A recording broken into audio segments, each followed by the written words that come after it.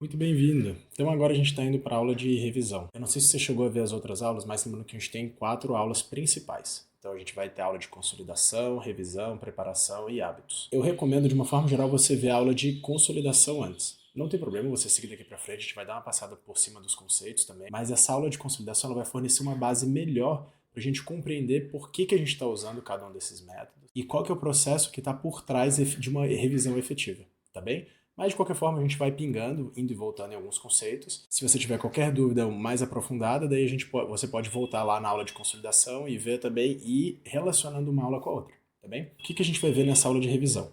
A primeira coisa é que a gente vai começar a entender um pouco das ferramentas e entender então esses métodos de revisão que a gente vai utilizar. Nesses métodos de revisão eu vou apresentar dois aqui para vocês, mas existem 1 milhão de métodos de revisão diferentes. E de uma forma geral isso é o que vocês mais veem em rede social. Se abrir o Instagram, o TikTok, você vai ver o pessoal falando, o flashcard, revisão por questões, estudar por provas, etc. Então aqui a gente vai entender que para um método ser efetivo, ele tem que estar batendo com o tipo de conhecimento que ele está tentando fazer. Então não adianta a gente simplesmente ficar refazendo questões se a gente quer revisar conteúdos um pouco mais decorebas. E por aí vai. A gente vai entrar um pouquinho mais nisso durante a aula. Então, a revisão espaçada, a gente vai falar um pouco de alguns conceitos importantes, como a curva de esquecimento de Eberhard, os tipos de conhecimento diferentes, e a gente vai ver que para cada tipo de conhecimento, essa curva de esquecimento ela vai sendo alterada. E se ela vai sendo alterada, a frequência de revisões que a gente vai ter que fazer também vai ser alterada. E por fim, eu trouxe esse tópico que é super importante, porque isso determina muito do sucesso de uma pessoa quando ela está fazendo as revisões. Ou quando ela está tentando estudar matérias que ela já viu antes, né? Que é justamente como que ela vai lidar com o erro. E a partir disso, o que a gente vai fazer? Então vamos lá. Agora a gente vai falar sobre por que a gente deve ter métodos de revisão diferentes. Para isso, a gente precisa lembrar um pouco do que a gente já falou na aula de consolidação, mas a gente vai trazer aqui de novo. A gente tem dois tipos de conhecimento principal, duas formas de processar aquela informação. A primeira é a memorização por repetição e a segunda é conhecimento relacional. De novo, se vocês quiserem aprofundar esses conceitos, a gente vai estar lá na aula de consolidação, senão a gente vai ficar repetindo muita coisa nessa aula de revisão. Mas a memorização por repetição é basicamente uma lista, são informações que, de uma forma geral, a gente não consegue gerar um encadeamento lógico entre elas. Então, às vezes a gente tem que decorar o nome de enzimas, a gente tem que decorar números específicos, a gente tem que decorar uma fórmula ou qualquer coisa do tipo. Isso geralmente se encaixa na memorização por repetição. Enquanto o conhecimento relacional já é um conhecimento um pouco mais amplo, onde a gente vai ter interação entre os conteúdos, vai ter uma lógica, a gente vai conseguir apresentar diferenças entre esses conteúdos, ou por que um é mais importante, por que o outro é mais importante. A gente começa a definir níveis hierárquicos entre os conteúdos. Então, quando a gente está falando de memorização por repetição, justamente por não ser um conhecimento relacional, e lembrando a aula de consolidação, o conhecimento relacional ele é mais pegajoso, a gente consegue ficar mais tempo com ele na nossa mente. Por conta disso, a memorização por repetição tem que ter uma frequência ainda maior de revisões do que o conhecimento relacional. Quando a gente vê aquela afirmação de a revisão tem que ser D1, D7, D15, D20, D30, D60, eles têm vários métodos de frequência de revisão, mas o grande ponto para a gente é o quê? Memorização por repetição tem que ser mais frequente, inclusive eu recomendo com mais frequência do que esse D1, D7, D15, D30, etc. E conhecimento relacional você pode espaçar um pouco mais de acordo com o teu domínio. Então como que a gente vai fazer essa revisão espaçada? O conhecimento relacional a gente vai optar por questões. Lembrando que as questões que a gente está falando aqui são questões que vão buscar e ir atrás desse conhecimento relacional. Então não é questão tipo, o que é isso? Que é uma definição de um conceito que é praticamente um decoreba. Ou me dê uma lista quais são os sintomas de tal coisa. Isso é tudo memorização por repetição. A gente vai ver o método que a gente vai utilizar para revisar isso daqui a pouco. O conhecimento relacional ele vai exigir perguntas relacionais. Então é como funciona, por que tal coisa é diferente de tal coisa, de que forma determinada informação é importante no contexto macro daquele conteúdo. Então, às vezes, você está estudando biologia. E aí uma decoreba é o quê? Qual é a organela que faz determinada coisa? Isso é o que a gente chama de um tipo baixo de conhecimento. Então você vai, a organela que faz isso é tal coisa. Mas agora, se você pega uma pergunta, relacione a ação da organela X com a organela Y. Então você vê que a gente precisa de uma gama muito maior de conteúdos para conseguir chegar numa resposta. Esse conhecimento relacional, ele é muito bem explorado em questões do tipo aberto, onde você vai ter que escrever, e aí geralmente eles dão uma contextualização naquela questão, e aí você vai ter que entender o macro, e muitas vezes você tem que entender várias matérias para conseguir chegar numa resposta. Isso é bem a cara do Enem. O Enem, quando você exige uma pergunta de conhecimento, porque muitas perguntas do Enem são relacionadas a mais interpretação de texto, mas quando ele exige conhecimento, de uma forma geral, ele exige várias habilidades juntas. Ele não é uma coisa batata, qual é a fórmula que a gente usa nisso? Ou, enfim, vocês entenderam um pouco que a gente vai precisar ter um conjunto de informações, não simplesmente uma coisa isolada, onde uma resposta é certa. Muitas vezes a gente vê isso em outras situações, como outros vestibulares, às vezes o Sebrasp, às vezes a USP também pede alguns conceitos um pouco mais, né? O que é isso? Isso é isso.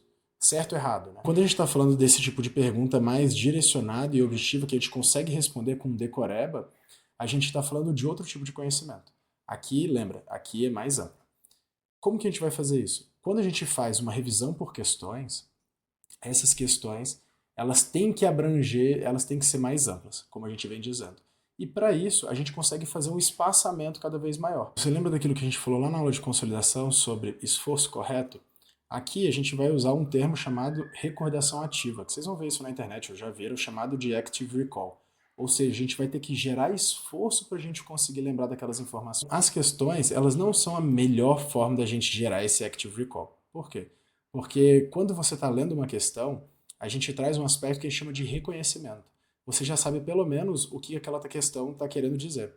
Qual que é a melhor forma de recordação ativa? Qual é a forma de recordação que a gente gera mais esforço? Geralmente, quando a gente lembra do zero. Então, é como se a gente estivesse fechando o olho e tentando lembrar tudo aquilo que a gente sabe sobre determinado assunto. Por isso que a gente tem outras formas mais potentes de revisão, que é, por exemplo, você ensinar para uma pessoa sem você ter acesso a nenhum tipo de anotação, ou mesmo você escrever ou desenhar um mapa mental enquanto você vai lembrando daquele conteúdo, mas sempre partindo do zero. Uma forma inefetiva de revisão de conhecimento relacional é você olhar para as suas anotações e aí você ter a falsa sensação de que você lembra. Porque a gente traz esse aspecto de reconhecimento. E o que a gente está buscando aqui é justamente a recordação ativa, esforço. Reconhecimento é fácil, a gente não gera esforço. É a mesma coisa você vai ver uma aula de revisão. Você vai ver o professor falando sobre aquele conteúdo e você vai render 10%, 15%, você vai lembrar de pouquíssima coisa daquela aula que você viu.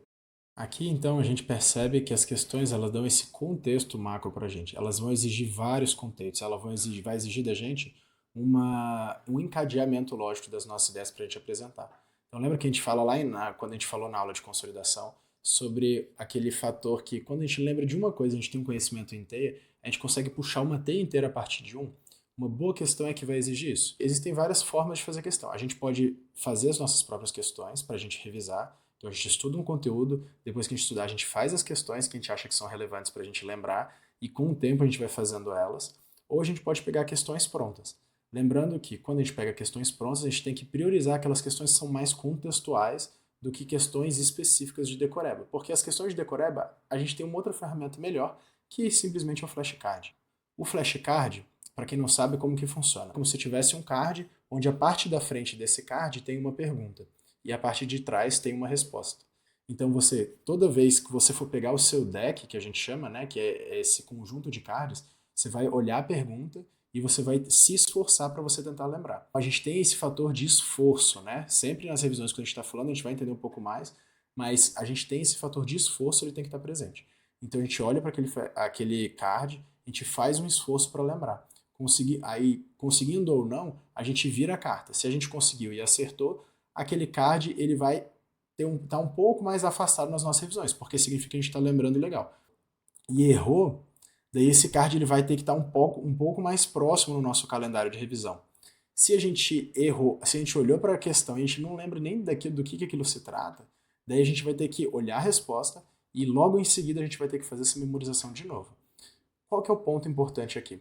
Lembra que a memorização por repetição é de conhecimentos que não tem relação com nenhum outro, não tem um cadeamento lógico, a gente não consegue puxar de outras informações? Então isso é o decoreba. Toda vez que você tiver um decoreba, a melhor forma é você colocar num flashcard. O software que eu recomendo é o Anki. A gente vai falar um pouquinho mais disso. E uma dica especial para o flashcard. Muita gente usa flashcard como uma forma de conhecimento relacional e confunde uma ferramenta com outra. Primeiro, por que esse flashcard ele não é útil para conhecimento relacional? Porque os algoritmos de flashcard, de uma forma geral, eles são muito mais frequentes.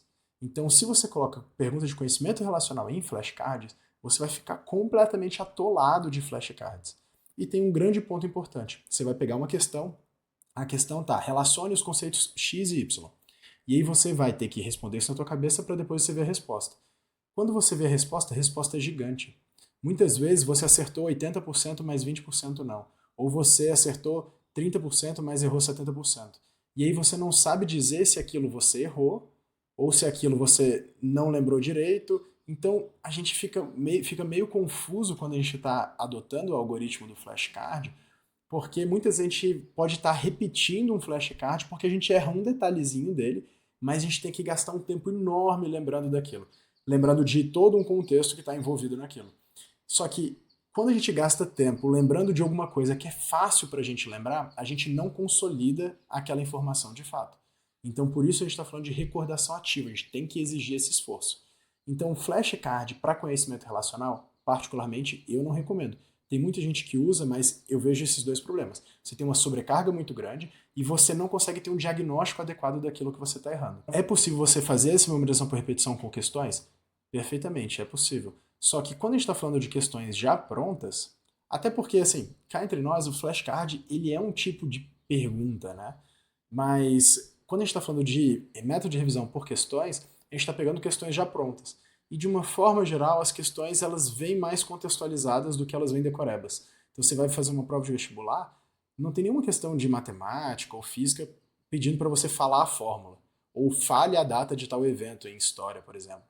Não, vai falar por qual a importância de determinado evento, ou as consequências de determinado evento foram X e Y, ou a função da organela, ou a função de determinado tecido do nosso corpo. Então, as questões, de uma forma geral, elas tendem a ser um pouco mais relacionais do que a memorização por repetição vai exigir para a gente. E é mais difícil a gente colocar essas questões dentro de um algoritmo. O flashcard, como ele já foi feito para essa memorização por repetição, eles começaram por conta da curva de Ebbinghaus. Então, ele já vem com essa proposta de fazer mais repetições e aí a gente vai regulando de acordo com o que a gente está acertando. A gente acerta pouco, a gente acerta muito, a gente tem facilidade, por aí vai. A gente vai marcando isso em cada um dos softwares, tá bem? Aqui agora a gente vai entrar num ponto que é o core das revisões. Eu passei isso para vocês porque, de uma forma geral, a gente fica muito curioso sobre ferramentas de revisão. Então agora a gente vai entender o que faz uma ferramenta ser boa ou ela ser ruim. Aqui a gente tem dois aspectos. Primeiro, esse aspecto de revisão espaçada. Por que a gente faz revisão espaçada? E aqui a gente está falando de periodicidade, essa revisão espaçada. Não é, eu estudo agora e eu vou revisar antes da prova. Não é isso. Esse revisão espaçada é uma sistematização desses espaçamentos. E aí, como a gente vai realizar essa revisão espaçada? É como que a gente vai aplicar essas ferramentas que a gente estudou anteriormente, agora na nossa prática. Primeiro ponto que a gente tem que ter é, a gente tem que parar de fazer reconhecimento e optar pela recordação ativa. Qual que é uma diferença clara? Reconhecimento é quando a gente fala assim, vou revisar. E aí você vê um aulão de revisão. E aí você vê o professor dando aquele conteúdo de novo que você já viu. Isso é reconhecimento. Você bate o olho e você fala, eu me lembro que eu já vi isso. Mas quando você vai para a prova, você não tem conhecimento nenhum sobre determinado assunto. Reconhecimento é quando você fala, vou fazer uma revisão, e aí você pega as suas anotações e você relê aquelas anotações. Isso, se você gasta 1 hora fazendo isso, eu te garanto que você vai ter um rendimento de 10%, 20% ou quase nada. Porque aquilo vai ficar fresco, mas no dia seguinte você vai esquecer tudo. Por quê? Porque você não gerou esforço. Lembra que a gente falou na aula de consolidação que um fator muito importante para a memória é o esforço correto? Então, quando a gente está falando de revisão, é a mesma coisa. A gente está tentando... Aqui a gente vai utilizar recordação ativa, que é justamente, vamos dizer assim, o irmão do esforço correto que a gente usa na consolidação, aqui na revisão é recordação ativa, que é o quê? A gente precisa gerar esforço para lembrar aqueles assuntos. Aí a gente entra no primeiro ponto da revisão espaçada. Tem que ter uma periodicidade, e tem que ter uma periodicidade variável, porque a gente precisa estar quase esquecendo aquele assunto para a gente fazer a nossa revisão. Então, se a gente esquecer o assunto, a gente vai gerar esforço, mas não vai conseguir resgatar aquela memória. E ao mesmo tempo, se a gente faz uma revisão, por exemplo, 1 dia depois, 2 dias depois, 3 dias depois, 4 dias depois, esse terceiro, quarto, ou mesmo segundo dia, a gente já não tem muito esforço, porque aquilo está muito claro na nossa mente. A gente não está tendo que se esforçar para puxar e lembrar aqueles conteúdos. Então, aqui a gente vai entrar em periodização e método. Os métodos que a gente usa de reconhecimento, eles são, de uma forma geral, muito inefetivos. Que é o quê? Você assistir uma aula de revisão ou você reler as anotações que você fez sobre aquele conteúdo. Aqui, esse fator de tempo ele é muito relevante para a gente consolidar aquela informação. Por isso que quando a gente faz uma revisão para a prova, um dia, 2 dias antes da prova, logo depois que a gente faz a prova, a gente esquece tudo. Porque aqui a gente tem uma informação e a gente não usou isso depois da prova mais. Então, uma semana depois da prova, você já nem sabe sobre o que se tratava aquela questão. Por quê? Porque você não fez essa periodização. A revisão espaçada é o método mais efetivo cientificamente que a gente tem de consolidar um conteúdo a longo prazo, que é o momento ideal da gente fazer a revisão. É quando aquela memória está quase se esvaindo da nossa mente, a gente faz um esforço bom e a gente lembra ela de novo. Pensa assim, eu estudei um conteúdo hoje. À noite eu vou fazer uma recordação ativa. No dia seguinte eu faço uma recordação ativa e uma semana depois eu faço uma recordação ativa. Isso vai ser super efetivo no meu longo prazo. Você vai ver que às vezes você vai ter 1 mês, 2 meses lembrando daquilo que você estudou. Pelo menos 80, 70% daquilo que você estudou. Agora, se você estuda uma coisa e aí à noite você relê suas anotações que você fez, e aí no dia seguinte você relê suas anotações que você fez e você vai fazer uma prova daqui a uma semana, você vê que a tua retenção é muito baixa. Por quê? Porque você simplesmente não usou o esforço correto. Então é a mesma coisa. Se às vezes eu uso esse esforço correto, mas eu não faço a periodização adequada, eu posso gerar um esforço, mas eu não vou conseguir resgatar aquela informação. Eu estou falando bastante nisso, por quê? Porque esse é o maior princípio que a gente vai ter de revisão. A recordação ativa é aquilo que a gente está falando de ferramenta que a gente estava utilizando.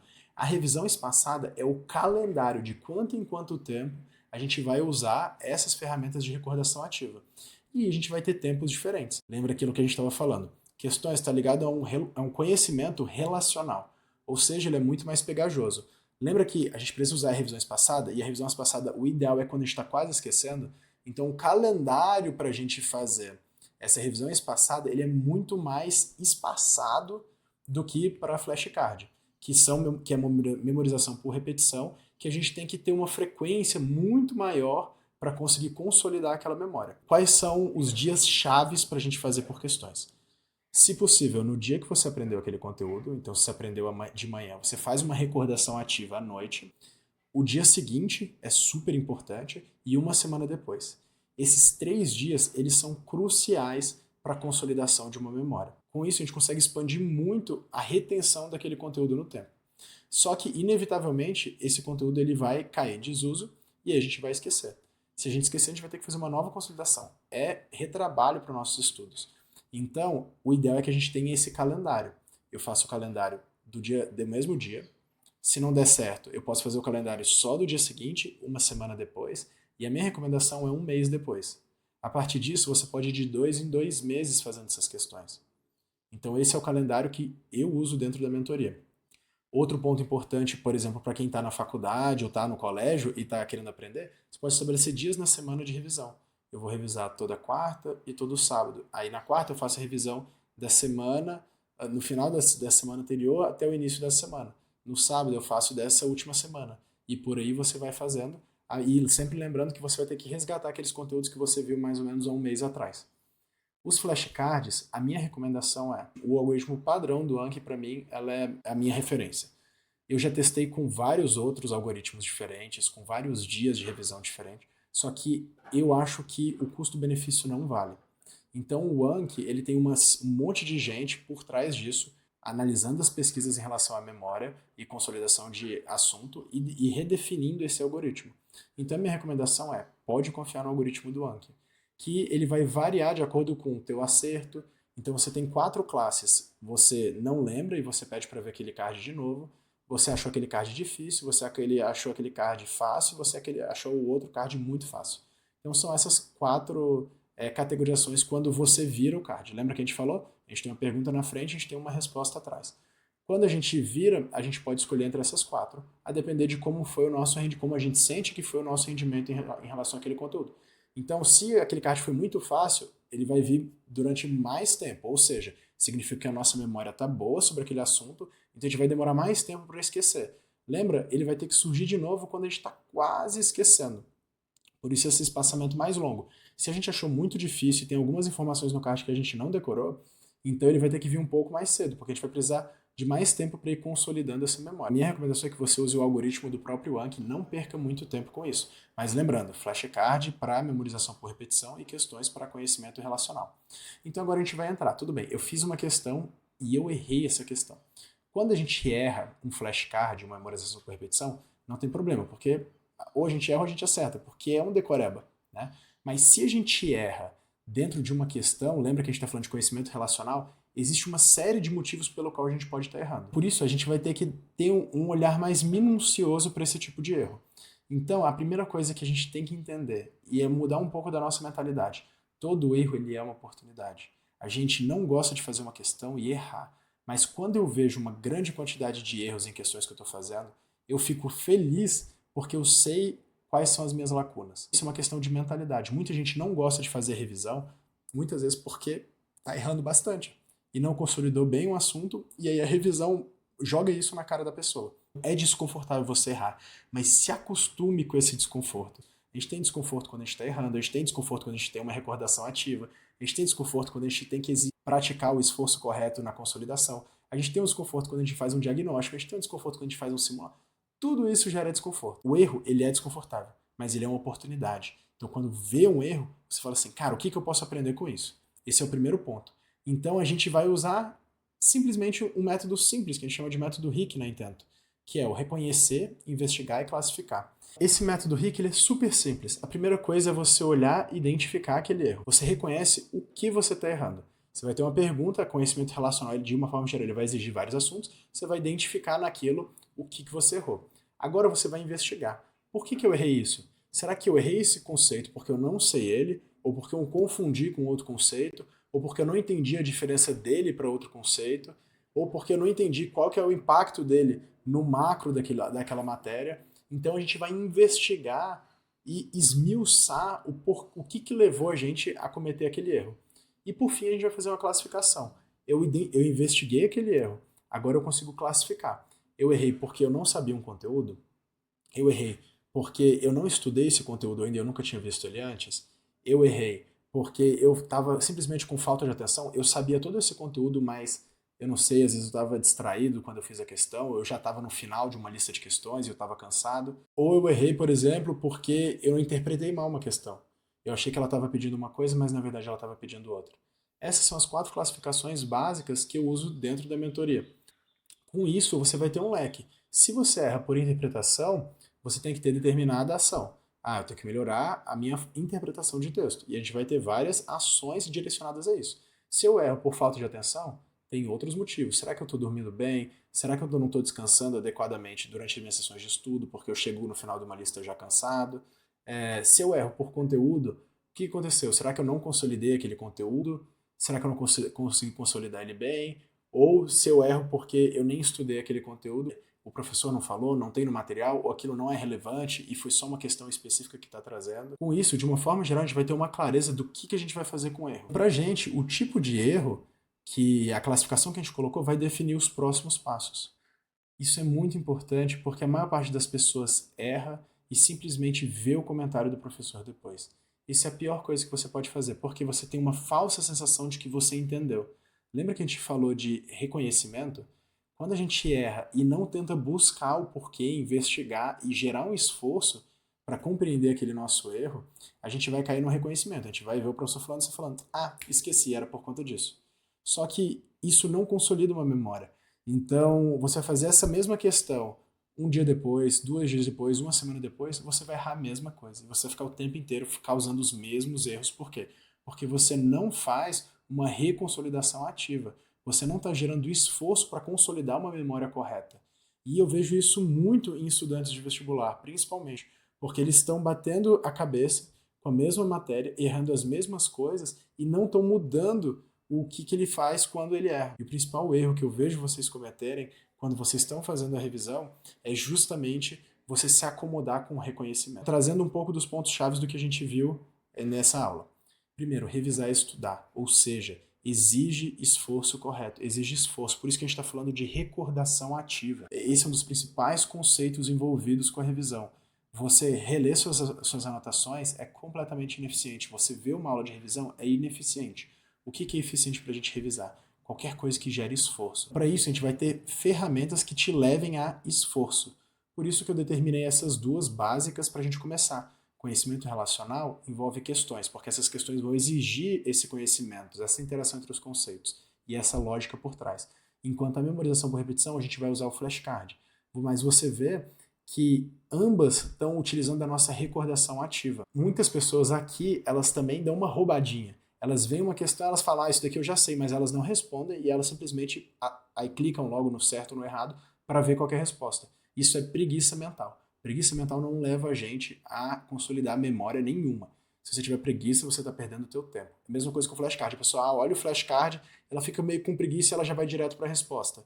Beleza, sem problema nenhum, você está perdendo seu tempo. Você não está revisando, você não está consolidando matéria e muito provavelmente, como esse flashcard, essa questão vai aparecer depois de um determinado período, quando você for pegar aquilo, você não vai lembrar mais de nada. Aí você vai ter que reconsolidar todo o assunto, você vai ter que aprender 2 vezes todos os assuntos porque você não está fazendo a revisão de forma correta. Então lembra, a revisão, ela da mesma forma com que você aprendeu o conteúdo, você precisa gerar esforço.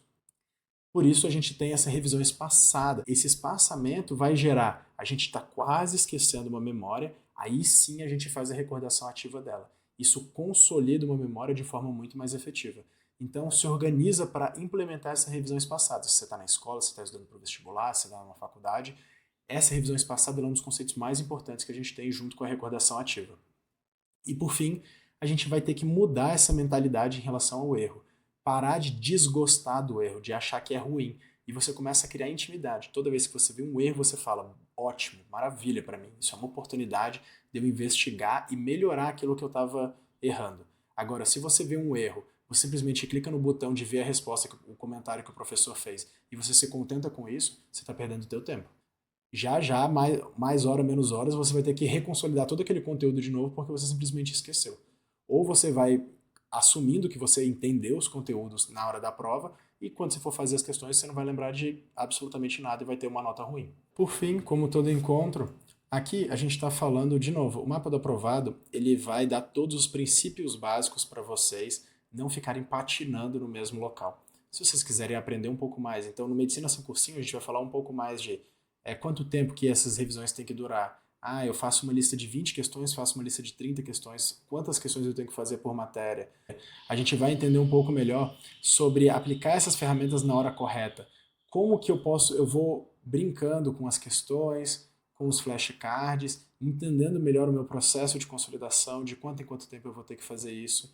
Como que a gente vai lidar com esse erro? Então, a partir de cada um desses pontos, errei por interpretação, por atenção, o que a gente tem que fazer depois disso. Muitas das coisas, se vocês forem aplicar na prática de vocês, vocês vão descobrindo de forma intuitiva. Mas o Medicina Sem Cursinho, ele dá um pouco mais de profundidade nisso. E a gente vai fazer uma revisão também direcionada para o desempenho. A gente não simplesmente ficar revisando qualquer assunto, porque nem todo assunto ele tem a mesma relevância que outros. A gente precisa entender ele em graus diferentes também, profundidades diferentes. Então aqui dentro do Medicina Sem Cursinho a gente vai falar com mais detalhe de cada uma dessas ferramentas e oferecer para vocês também outros tipos de ferramenta que podem se adequar um pouco melhor à tua rotina, tá bem? De uma forma geral foi isso sobre revisão. Ótimos estudos para vocês. Se tiverem qualquer dúvida, vocês falem com a gente no Instagram, falem com a gente aqui na plataforma, que a gente vai tentar dar o melhor suporte possível para tentar tirar todas as dúvidas. Então, bons estudos e a gente se vê na próxima aula. Tchau, tchau.